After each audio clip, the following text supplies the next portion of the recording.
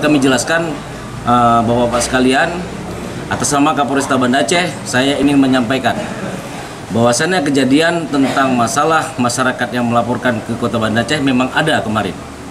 Tapi pada saat mereka melaporkan kegiatan tersebut, tidak serta-merta mereka diperintahkan untuk keluar dari Mapores. Karena apa? Karena kami sudah menerima mereka, membawa ke ruang SPKT, menanyakan duduk persoalannya. Mereka menyampaikan tentang adanya dugaan percobaan pemerkosaan. Saya sampaikan perintah dari Pak Kapolres, untuk pelaporan yang kemarin kita akan investigasi. Kalau memang yang bersangkutan komorbid, buktikan dia komorbid. Kalau memang ada LBH yang mendampingi dan lain sebagainya, tolong. Kita sehat, jangan takut untuk vaksin.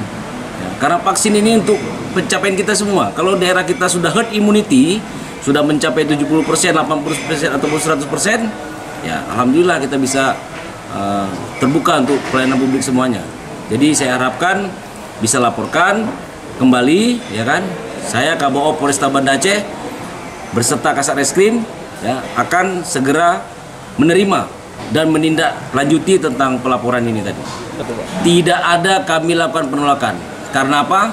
Karena KSPKT Polresta Banda Aceh Ibtu Zen sudah menerima ke ruangan SPKT, sudah menanyakan duduk persoalan yang sebenarnya, makanya sudah tahu kronologis ceritanya, dan akhirnya ditanyakanlah tentang aplikasi Peduli Lindungi.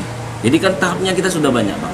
Nggak mungkin di penjagaan nggak ada, langsung keluar. Polri bukan seperti itu. Kita tidak saklek. Karena apa?